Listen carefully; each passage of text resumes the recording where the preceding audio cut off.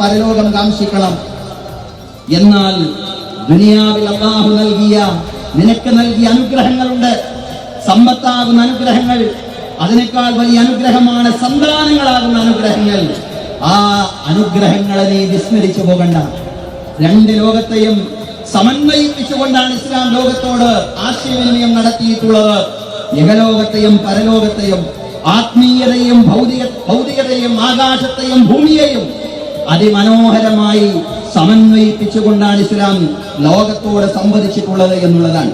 സന്താനങ്ങളെ സ്നേഹിക്കുകയും അവരോടുള്ള അവകാശം നിറവേറ്റുകയും ചെയ്യണമെന്ന് തന്നെയാണ് ഇസ്ലാമും പ്രവാചകൻ സല്ലല്ലാഹു അലൈഹി വസല്ലമയും എല്ലാം നമ്മെ പഠിപ്പിക്കുന്നത്.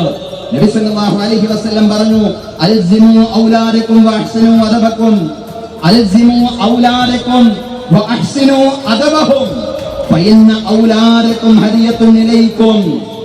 നിങ്ങൾ നിങ്ങളുടെ സന്താനങ്ങളോട് ഏറ്റവും നല്ല രീതിയിൽ സഹവസിക്കണം. നിങ്ങൾ നിങ്ങളുടെ മക്കളോട് ഏറ്റവും നല്ല രീതിയിൽ, സ്നേഹമസൃണമായ രീതിയിൽ സഹവസിക്കണം. വഅഹ്സിനു അദബഹും, അവരുടെ ശിക്ഷണം നിങ്ങൾ നന്നാക്കണം.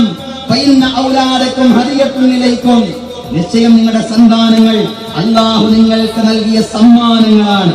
സന്താനങ്ങൾ മാത്രമല്ല, മാതാപിതാക്കൾ, ഇണകൾ, സഹോദരങ്ങൾ, അടുത്തവരും അകന്നവരുമായ അയൽക്കാർ, ബന്ധുക്കൾ എന്നല്ല ജാതിമത വ്യത്യാസങ്ങളില്ലാതെ മുഴുവൻ മനുഷ്യരെയും സ്നേഹിക്കാനും അവരോടെല്ലാമുള്ള കടപ്പാടുകൾ പൂർത്തീകരിക്കാനുമാണ് ഇസ്ലാം പറയുന്നത്. ഓരോ മനുഷ്യനും അവന്റെ അവകാശം. ഒരു തരത്തിലുള്ള ഭീകരപ്രവർത്തനങ്ങളെയും അംഗീകരിക്കുന്നില്ല.